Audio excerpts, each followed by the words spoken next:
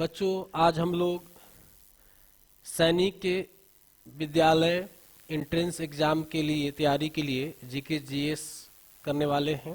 आज हम लोग 25 क्वेश्चन करेंगे और 25 क्वेश्चन जो है प्रीवियस ईयर का है और बहुत इंपॉर्टेंट प्रश्न है, इसलिए आप लोग के बीच में हम इसको रख रहे हैं। इसको अति आवश्यक समझकर इसको याद कर लीजिएगा और समझने का प्रयास भी करिएगा। तो चलिए बच्चों, आइए हम लोग करते हैं प्रारंभ आज का जीके जीएससी क्लास से। तो स्क्रीन पर आप देख रहे हैं, पहला क्वेश्चन है which one of following is not part along the western coast of India. मतलब वेस्टर्न कोस्ट पश्चिमी घाट है ना, वेस्टर्न कोस्ट ऑफ इंडिया पश्चिमी घाट, भारत की जो पश्चिमी घाट है उसका निम्नलिखित में कौन सा जो है पार्ट इसका नहीं है। तो ये आपको समझना है। स्टार्टिंग से हम लोग को ऑप्शन नंबर 1 देखिएगा, पहला है नहवा सेवा। नहवा सेवा जो है बेटा, इसका तत्कालीन जो नाम, नया नाम हो गया है, इसका नाम हो गया है जवाहर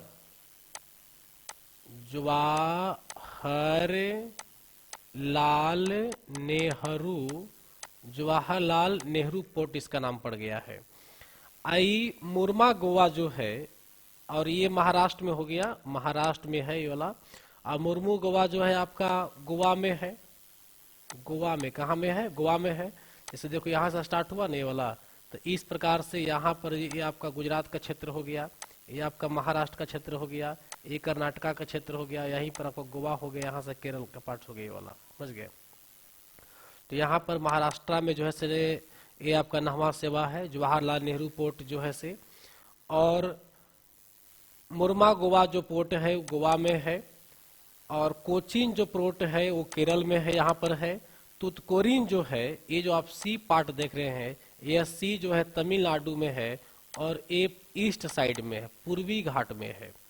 इसीलिए यहाँ एग्जाम आपका टेस्ट में पेपर क्या कर रहा है, क्वेश्चन क्या कर रहा है कि कौन सा ऐसा जो पोर्ट है जो कि पश्चिमी घाट का नहीं है।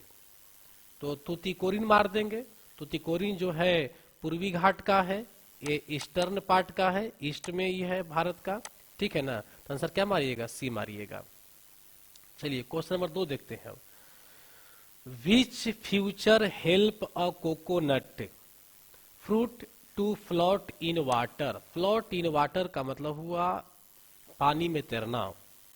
कौन सा फ्यूचर है, विच फ्यूचर, जो हेल्प करता है कोकोनट फ्रूट को, नारियल को पानी में तैरने में।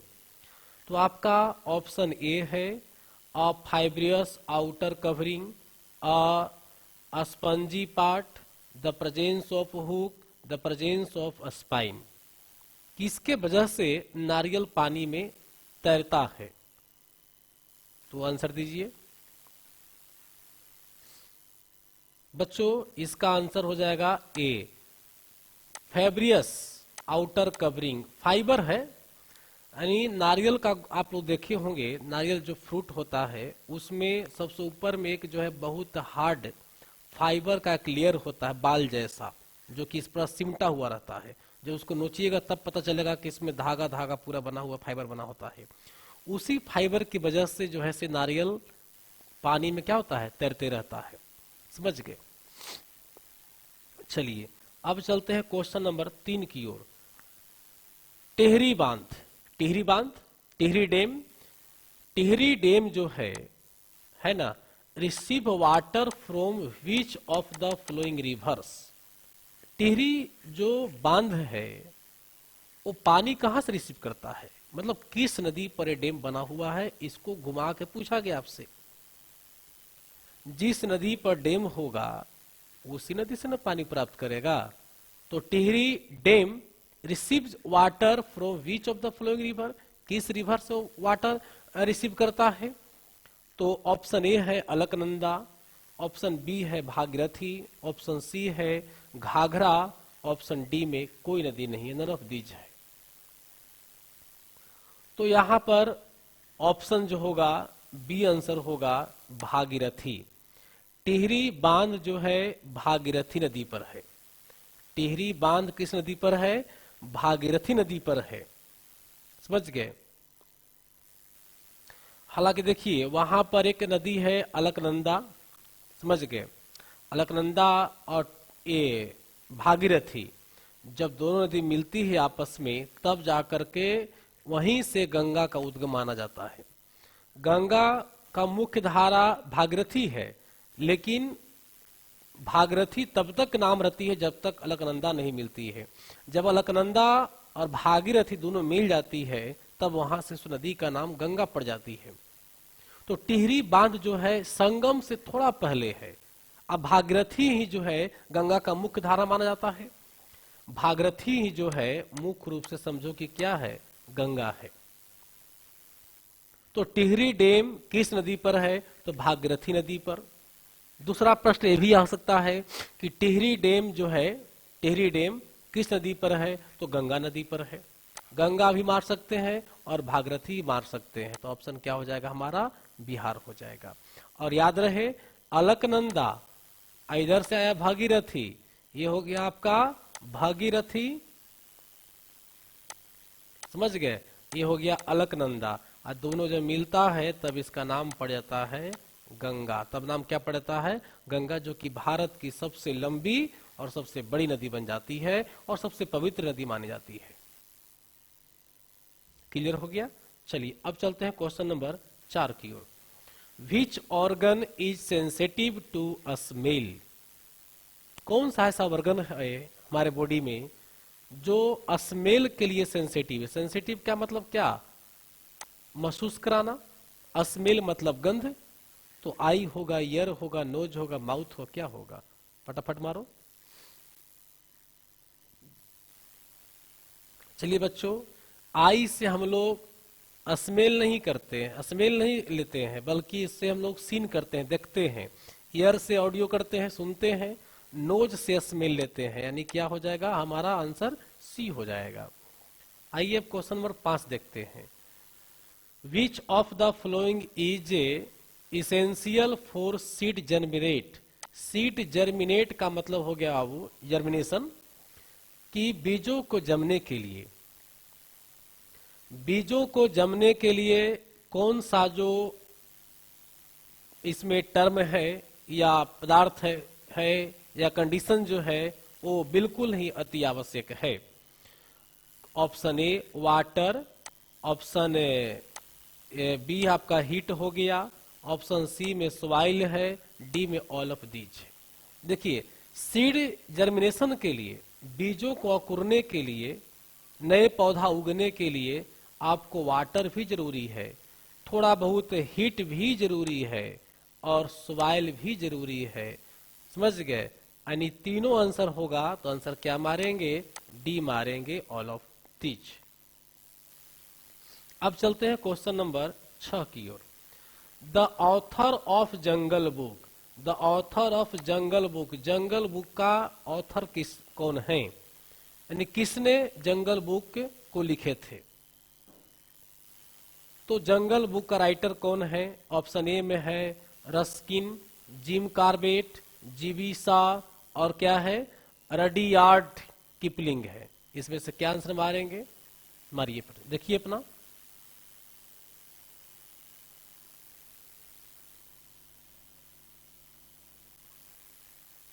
देखो बच्चों, जंगल बुक का राइटर जो है वो रेडियार्ड किपलिंग है। आंसर क्या मारिएगा? डी मारिएगा। चलिए अब चलते हैं क्वेश्चन नंबर 7 की ओर। क्वेश्चन पढ़ते हैं। Which from the following rivers does not originate in Indian territory? मतलब कौन सा नदी है जो नीचे दिए गए हैं फ्लोइंग रिवर्स, जो रिवर नीचे दिए गए हैं फ्लोइंग रिवर्स है ना, उस नदी में वैसा नदी जो इंडियन टेरिटरी से ओरिजिनेट नहीं हो रहे हैं, भारतीय क्षेत्र से नहीं निकल रहे हैं। जो नदी भारतीय क्षेत्र से निकलेगी उसको बोलेंगे ओरिजिनेट इन इंडिया। लेकिन यह पूछ रहा है कि कौन सा नदी does not originate in Indian territory, मतलब इंडिया में वो नहीं जनरेट हो रही है, इंडिया से नहीं निकल रही है। तो देखिए महानदी इंडिया से निकलने वाली नदी है, ब्रह्मपुत्र जो है आपका तिब्बत से निकलने वाली नदी है। तिब्बत से, कहां से निकलती है? तिब्बत से। और वह जगह कौन है? मानसरोवर। क्या है? मानसरोवर लेक, मानसरोवर झील। मानसरोवर झील से ही ब्रह्मपुत्र नदी निकली है। और रावी तो इंडिया का है, चिनाब भी पूरा इंडिया का है। तो इस प्रकार से हम आंसर क्या देंगे? ब्रह्मपुत्र देंगे। आंसर क्या हो जाएगा? बिहार हो जाएगा। तो अब हम देखते हैं प्रश्न संख्या 8। The first and last Indian governor general. देखिए, first and last Indian governor general, सबसे बड़ी बात यहां पर ध्यान देना, इंडियन गवर्नर जनरल लग गया है, मतलब भारत के ही गवर्नर जनरल, ब्रिटेन का नहीं, इंग्लैंड का नहीं, भारत का।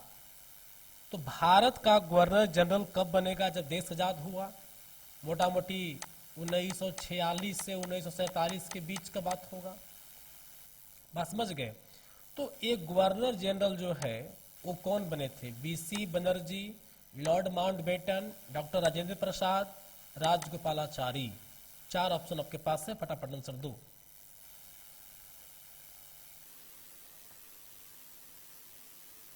चलिए बच्चा, आंसर जो होगा, आंसर होगा आपका डी, राजगोपालाचारी। बेटा ध्यान दीजिएगा, जब देश आजादी की ओर थी, देश आजाद के कगार पर थी, जब देश आजाद होने वाला ही था, तो उस समय भारत का गवर्नर जनरल यानी the governor general of India Lord Mountbatten थे। कौन थे? लॉर्ड माउंटबेटन थे। लेकिन जब देश आजाद हो गई, तब वो सत्ता हस्तांतरित करने के लिए किसी को भी इस पद पर बैठाना होगा ना। तो जब देश आजाद हो गई, तो उस स्थिति में देश आजाद होने वाला ही था या हो गई लगभग, मालूम, सत्ता तो पूरा मिला नहीं था अभी हम लोग को, अपना संविधान बना नहीं था हम लोग को। तो सबसे पहले इंडियन में राजगोपालाचारी जी को जो है गवर्नर जनरल के पद पर बैठाया गया, इसलिए लग गया फर्स्ट इंडियन गवर्नर जनरल। और लास्ट इसलिए कि जब देश आजाद हुआ तो हमारा गवर्नर जनरल का जो पद था वो राष्ट्रपति का पद बन गया, द प्रेसिडेंट ऑफ इंडिया बन गया। इसीलिए राजगोपालाचारी जी फर्स्ट भी होंगे और इंडिया के लिए लास्ट भी होंगे। चलिए अब देखते हैं question number 9। The largest island in the world is Greenland. बात सही है। ग्रीनलैंड जो है विश्व की सबसे बड़ी द्वीप है, आइसलैंड है। इस पॉइंट को नोट कर लीजिएगा कि Greenland is the largest island of the world. बिल्कुल सही है, लेकिन पूछ रहा कि it is an integral part of, किसका पार्ट है? नॉर्वे का, यूएसए का, डेनमार्क का, कनाडा का, किसका पार्ट है? तो आपको याद, नक्शा अगर माइंड में बैठा हुआ होगा, देखिए ये आपका नक्शा मोटा मोटी हम बना दिए। नॉर्थ अमेरिका, ये हो गया आपका साउथ अमेरिका, उत्तरी भारत, उत्तरी अमेरिका, दक्षिणी अमेरिका, और यहीं पर आपका जो है से यूएसए है। यूएसए बीच में है, फिर अलास्का का क्षेत्र में यूएसए यहाँ पर है, यूएसए, और यहीं पर हमारा ग्रीनलैंड क्षेत्र बसा हुआ है, ग्रीनलैंड बना हुआ है जो द्वीप है। विश्व की सबसे बड़ी द्वीप कौन है? ग्रीनलैंड है। तो ये किसके अधीन है, किसके अंतर्गत में है? तो आंसर होगा सी, डेनमार्क। अब चलते हैं क्वेश्चन नंबर 10 की ओर। The capital of USA is situated on the bank of river. सबसे पहले बताओ कि यूएसए का जो कैपिटल है कहाँ है, तो उसको पे नोट कर लीजिएगा। यूएसए कैपिटल है वाशिंगटन। कहाँ है? वाशिंगटन, जिसको वाशिंगटन डीसी बोलते हैं हम लोग हैं। तो यह जो है किस नदी पर स्थित है? ओहियो नदी है, टेनिज नदी है, यूकोन नदी है, पोटोमैक नदी है, रिवर है, किस पर है? बताओ फटाफट।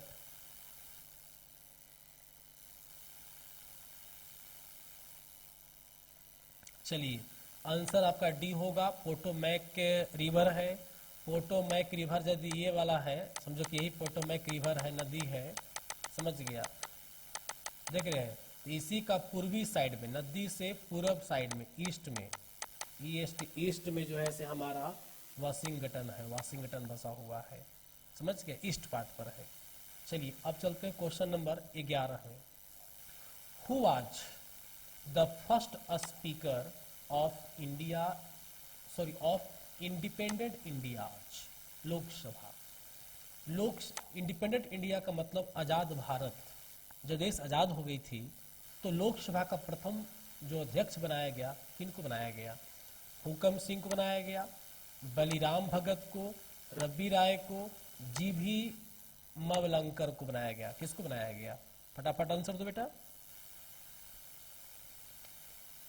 चलिए आंसर आपका डी होगा।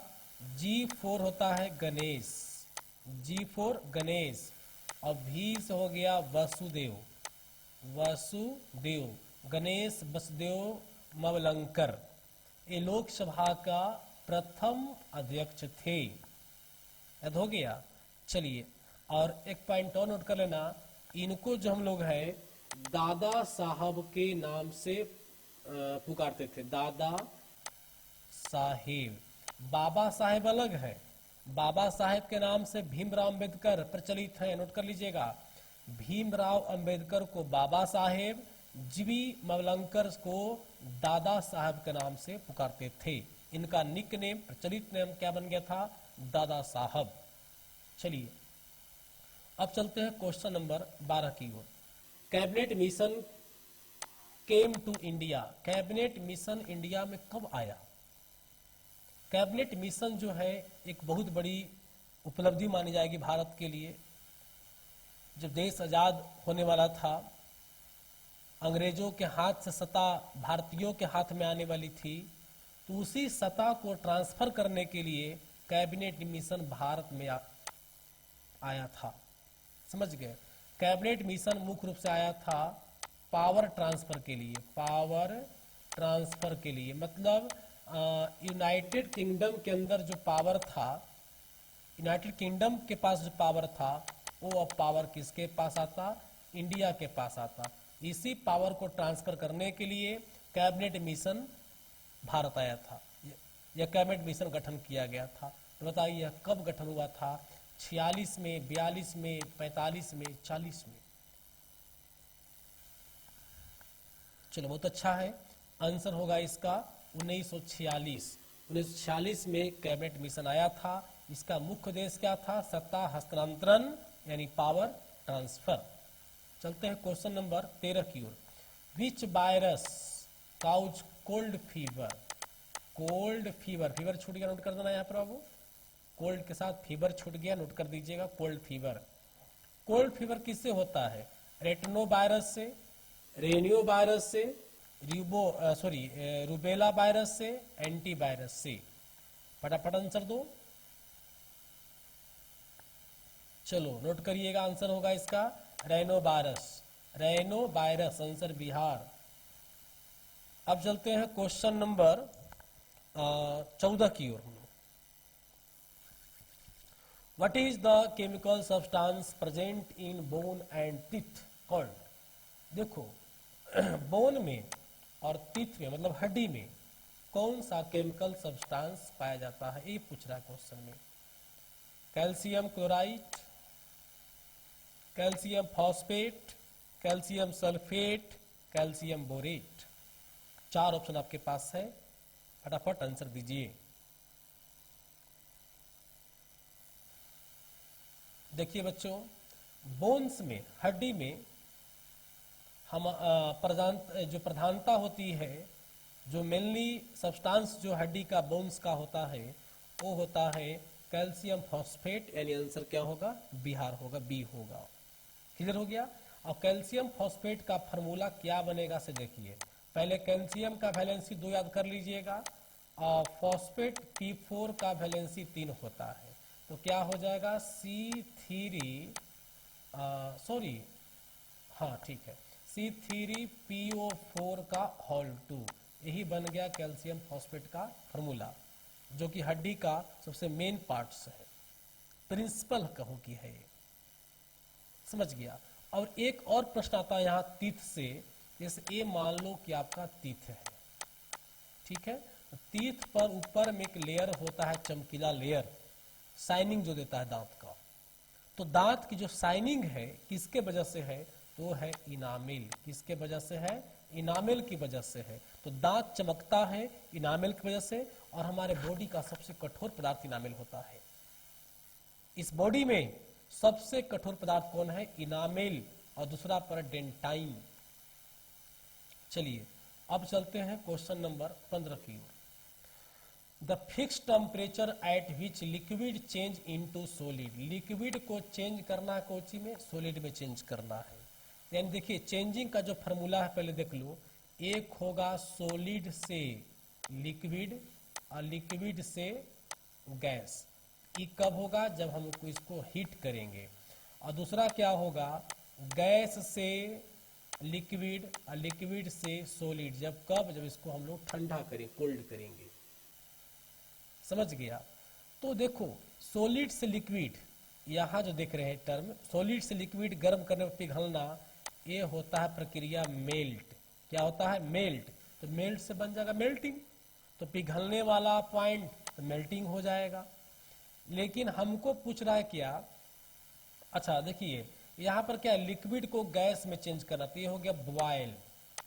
ये क्या हो जाएगा, बॉयल, मतलब बॉइलिंग होना, बॉइलिंग पॉइंट, उबलना। अब गैस से लिक्विड की बात किया जाए, गैस से लिक्विड की बात की जाए तो कंडेंसेशन हो जाएगा। और लिक्विड से सॉलिड की बात किया जाए तो क्या हो जाएगा, फ्रीजिंग हो जाएगा। क्या हो जाएगा, फ्रीजिंग हो जाएगा। आंसर क्या मारेंगे, सी। क्वेश्चन नंबर 16 देखिए। Who gave the slogan. मतलब ये स्लोगन मतलब होता है कुछ प्रमुख वाणी, कहावतें, कहावतें नहीं, कहावत से मतलब कुछ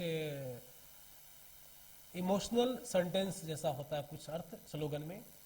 क्या कहा गया, स्वराज मतलब आजादी, हमारा आजादी, is my birth right. Swaraj मेरा जन्म अधिकार है, जन्म सिद्ध अधिकार है। मतलब हमारा, हम आजाद होंगे, हम आजाद रहेंगे, ये हमारा जन्म से अधिकार मिला हुआ है। And I shall have it, और मैं इसे लेकर रहूंगा। तो यह स्लोगन किसका था, स्वराज मेरा जन्म सिद्ध अधिकार है और मैं इसे लेकर रहूंगा। बाल गंगाधर तिलक, सुभाष चंद्र बोस, विवेकानंद, भगत सिंह। चलो फटाफट आंसर दो बेटा। इसमें थे बाल गंगाधर तिलक। बाल गंगाधर तिलक ने ही कहा था स्वराज मेरा जन्म सिद्ध अधिकार है और मैं इसे लेकर रहूंगा। अब चलते हैं क्वेश्चन नंबर 17 की ओर। Which of the following is the first month according to the Hindu calendar. Hindu calendar का पहला महीना क्या होगा, फर्स्ट मंथ क्या होता है। हिंदू कैलेंडर का फर्स्ट मंथ क्या होगा, बैसाख होगा, जेठ होगा, चैत्र होगा, सावन होगा। जवाब आपके हाथ में, जल्दी कीजिए। चलिए इसका जवाब होगा सी, चैत्र। और सबसे अंतिम महीना जो होता है वो होता है फागुन। वो क्या होता है, फागुन होता है, फागुन।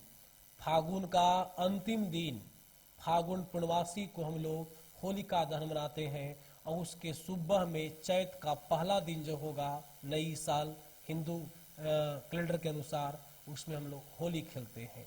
होली चैत का पहला दिन, लेकिन लोग उसको समझते हैं फागुन में ही होली, जबकि होली चैत में होता है, चैत का पहला दिन में होता है। होलिका दहन होता है फागुन के अंतिम दिन। मतलब हिंदू रिवाज के अनुसार, हिंदू धर्म के अनुसार, हिंदू ग्रंथ के अनुसार हमारा जो फर्स्ट न्यू ईयर होगा वो होली से शुरुआत होती है। चलिए अब चलते हम लोग क्वेश्चन नंबर 18 की ओर। Which is the largest producer of bauxite in India. Bharat में सबसे ज्यादा बॉक्साइट का उत्पादन कौन करता है। तो भारत में सबसे ज्यादा बॉक्साइट का उत्पादन किसके द्वारा होता है? बताइए बच्चों। मध्य प्रदेश के द्वारा, ओडिशा के द्वारा, राजस्थान के द्वारा कि झारखंड के द्वारा? किसके द्वारा होता है? चलिए, आपका आंसर होगा बिहार, ओडिशा के द्वारा। भारत में सबसे ज्यादा बॉक्साइट का उत्पादन ओडिशा के द्वारा किया जाता है। अब चलते हैं क्वेश्चन नंबर 19 की ओर। Fishes are the major source of क्या? फिशेज, मछलियां जो है किसका अच्छा स्रोत है? विटामिन का, कार्बोहाइड्रेट का, प्रोटीन का कि फैट का? सबसे पहले जान जाइए विटामिन का क्या काम है। विटामिन का काम है फंक्शन कराना, कार्बोहाइड्रेट का काम है बॉडी में एनर्जी देना, प्रोटीन का क्या काम है? बिल्डिंग का निर्माण करना, बिल्डर का काम होता है। ये आपका बॉडी में सेल्स का निर्माण करता है, टूटे फूटे सेल्स को रिपेयर करता है।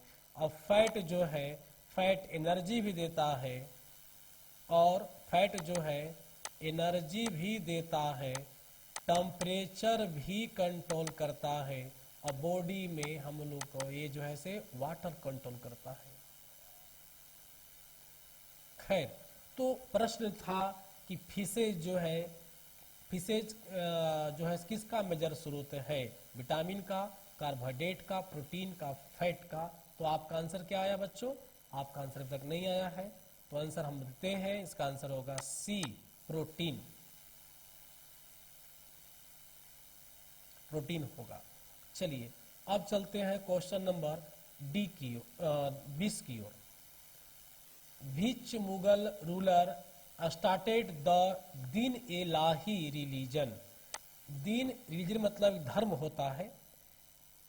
दीन इलाही एक इस्लामिक रिलीजन है, मुस्लिम लोग का पर्व है, धर्म है। दीन इलाही जो है इसका शुरुआत कौन किया था? बाबर किया, हुमायूं किया, अकबर किया, शाहजहां ने किया? किसने किया? चलो फटाफट आंसर दो। चलिए देखिए, दीन इलाही की शुरुआत अकबर ने किया था, आंसर सी होगा। अब देखते हैं प्रश्न संख्या 21। How many schedules are there in the Indian constitution? भारतीय संविधान में शेड्यूल्स कितने होते हैं? सबसे पहले जानना है शेड्यूल्स का हिंदी क्या होता है, कुछ जान जाओ। देखो यहां लिख दे रहे हैं आर्टिकल्स। आर्टिकल्स का मतलब हो गया अनुच्छेद, अनुच्छेद। और शेड्यूल्स, शेड्यूल्स का मतलब होता है अनुसूची, अनुसूची। और पार्ट, पार्ट का हिंदी क्या हो गया? भाग हो गया। तो हम ओल्ड जो कॉन्स्टिट्यूशन थी पहले वाली और आज वाली दोनों को दिखला दे रहे हैं। सबसे पहले बात करेंगे ओल्ड कॉन्स्टिट्यूशन की, और फिर बात करेंगे प्रेजेंट कॉन्स्टिट्यूशन यानी नया वाला, अभी वाला। ठीक है, देखिए ओल्ड में आर्टिकल जो था वो था आपका 395। शेड्यूल था आपका, ऐसे शेड्यूल था आपका 8। और पार्ट कितना था जी? पार्ट था उसमें 22। नए वाले में तत्कालीन अभी 470 आर्टिकल्स हो गया है, और शेड्यूल्स जो है बढ़ करके 12 हो गया है। अब पार्ट जो है से कितना हो गया है? 25 हो गया है। इसको नोट डाउन कर लीजिएगा आप लोग अच्छी तरह से, समझ गया बाबू? तो आपका आंसर ही मिल गया कि भाई जो इंडियन कॉन्स्टिट्यूशन है अब इसमें कितने शेड्यूल हैं? तो आंसर मारेंगे क्या? ए मारेंगे, 12 शेड्यूल। लेकिन जो ओल्ड वाला हम लोग का इंस्टीट्यूशन था, जो आजाद भारत के समय लिखाया था, उसमें 8 ही अनुसूची का जिक्र किया गया है। अब देखते हैं question number 22। What is the national song of India?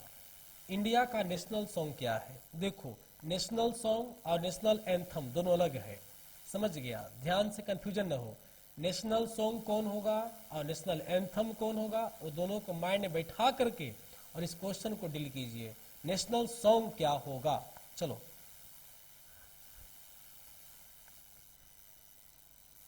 चलो बच्चों हमारा फटाफट, यह क्वेश्चन बहुत इंपॉर्टेंट है, हर विद्यार्थी को यह पता होना चाहिए क्योंकि यह हमारा देश की नेशनल सिंबल से संबंधित है। चलिए आंसर ए होगा वंदे मातरम। वंदे मातरम किसने लिखा? वंदे मातरम किसने लिखा? इसका नाम नोट कर लीजिएगा, बंकिम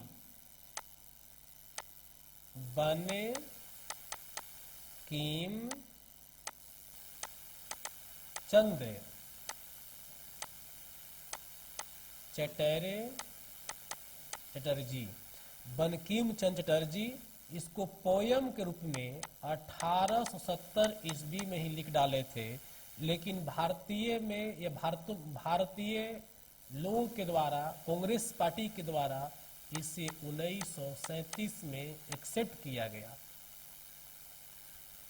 जन मन गण जो है, जन गण मन, यह जो है किसने लिखा? तो ये लिखे थे आपको रविंद्रनाथ टैगोर।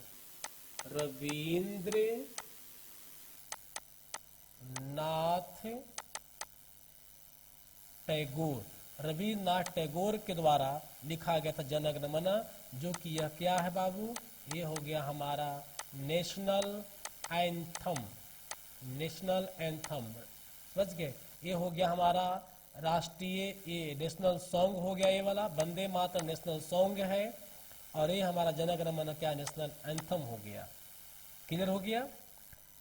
चलिए अब नेक्स्ट देखते हैं 23 number question. Human right day. Human right day मतलब मानव अधिकार दिवस कब मनाया जाता है? फटाफट आंसर दो। 4 दिसंबर, 12 अक्टूबर, 10 अक्टूबर, 10 जनवरी, कब? चलो बच्चों जानिए, 10 दिसंबर को इसकी शुरुआत हुई थी। 10 दिसंबर इसकी शुरुआत हुई 10 दिसंबर 1948 को, और शुरुआत करने वाला पहला देश कौन था? अमेरिका। मानवाधिकार दिवस अभी 2023 में जो संपन्न हुआ मानवाधिकार दिवस, ये 75वां मानवाधिकार दिवस था। अब चलते हैं क्वेश्चन नंबर 24 की ओर। Black forest are found in. Black forest कहाँ पाया जाता है? फ्रांस में, जर्मनी में, अमेरिका में, रोमानिया में, कहाँ पाया था बताइए फटाफट।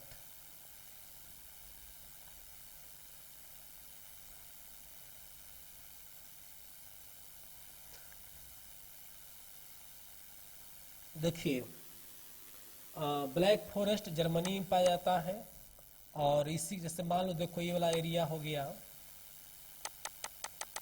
ब्लैक फॉरेस्ट का, समझ गया? ब्लैक फॉरेस्ट है, ब्लैक फॉरेस्ट है, समझ गया?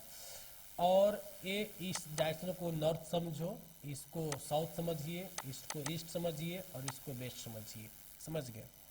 तो ये जो ब्लैक फॉरेस्ट है ना, उसका साउथ और वेस्ट, ये दो तरह से जो पूरा है, ये जो पूरा पार्ट देख रहे हैं वाला, ये पूरा ये जो देख दो तरफ से, ये हमारा राइन वैली है।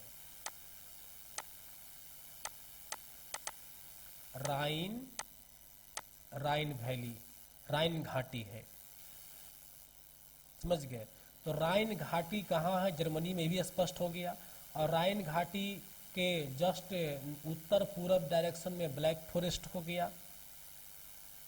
और राइन घाटी के पास से ही, यही इसी घाटी के आसपास से एक और नदी बहती है, रिवर बहती है, एक नदी बहती है जिसका नाम है डैन्यूब। इसका नाम क्या है? Danube river. डैन्यूब रिवर, इसका तो नाम सुने ही होंगे आप। यूरोप का सबसे प्रचलित नदी है डैन्यूब रिवर। तो डैन्यूब रिवर, राइन वैली एक ही जगह है, ब्लैक फॉरेस्ट वहां भी है। और ये जो देख रहे हैं इस साइड से आपका, इधर से फ्रांस हो गया, इधर से आपका स्विट्जरलैंड हो गया,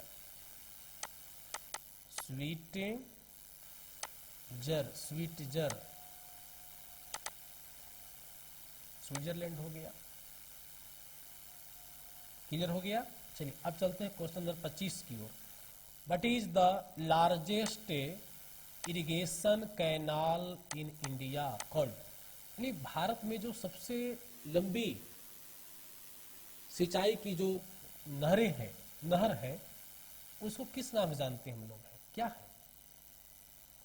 आंसर दो। Yamuna canal, Sirhind canal, Indira Gandhi canal, upper Doab canal. फटाफट आंसर दीजिए। आज के क्लास का ये अंतिम प्रश्न है। चलिए, आंसर होगा इंदिरा गांधी कैनाल। इंदिरा गांधी कैनाल जो है बाबू राजस्थान में है। कहाँ में है? राजस्थान में। और यह थार मरुस्थल को सिंचित करता है। भारत की सबसे बड़ा डेजर्ट, यानी कह सकते हैं Thar is the largest desert of the India. भारत की सबसे जो बड़ी डेजर्ट है उसी को सिंचित करती है Indira Gandhi canal. Indira Gandhi canal. Indira Gandhi canal की अगर लंबाई की बात करें हम, तो इसकी लंबाई लगभग है 650 किलोमीटर है। कहाँ से निकला भाई? तो हरिकेन बांध से निकला। देखिए, एक ऊपर से नदी आया और एक इधर से नदी आया। एक नदी हो गया आपका सतलज, सतलज, और दूसरा हो गया आपका ब्यास। दूसरा क्या नदी हो गया आपका? ब्यास हो गया। ये दोनों नदी मिल कर करके एक डैम का निर्माण करती है। यही डैम का नाम है हरिकेन बांध। जो बांध बना, इसी का बांध का नाम है हरिकेन बैराज या डैम कहो, बैराज या डैम कहिए। तो यहाँ इसी से आपका इंदिरा गांधी से नहर निकल गई से, इंदिरा गांधी नहर। तो एक प्रश्न याद रखिएगा इस माइंड में कि हरिकेन बांध किस नदी पर है? तो सतलज और ब्यास नदी पर है। ये भी एक प्रश्न बन जाएगा आपके मन में, ठीक है। और इंदिरा गांधी नहर को जो पानी मिलती है वो किस नदी से मिलती है? तो सतलज और ब्यास नदी से मिलती है। किस बांध से पानी मिलती है? हरिकेन बांध से पानी मिलती है। किस राज्य में है भाई? राजस्थान में नहीं है। राजस्थान में सिंचित तो होता है, इससे एडवांटेज इसका है, यहाँ पर लोग लाभान्वित है। अगर सिचुएशन देखा जाए इसका, तो आपका है पंजाब में। कहाँ में है? पंजाब में है। लोकेशन, लोकेशन जो इसका है वो कहाँ है? पंजाब में है। लेकिन लाभ किसको मिलता है? राजस्थान को मिलता है। किसका? किसको भाई? राजस्थान में। कहाँ? तो थार क्षेत्र। अब ऐसा थोड़े कि पूरा थार मरुस्थल को सिंचित करेगा, नहीं। खैर चलिए, तो भारत की सबसे बड़ी, सबसे लंबी नहर कौन हो गई? इंदिरा गांधी नहर। ऑप्शन सी होगा। बच्चों, इसी के साथ आज का क्लास हम समाप्त करते हैं। फिर मिलेंगे आपको अगली क्लास में।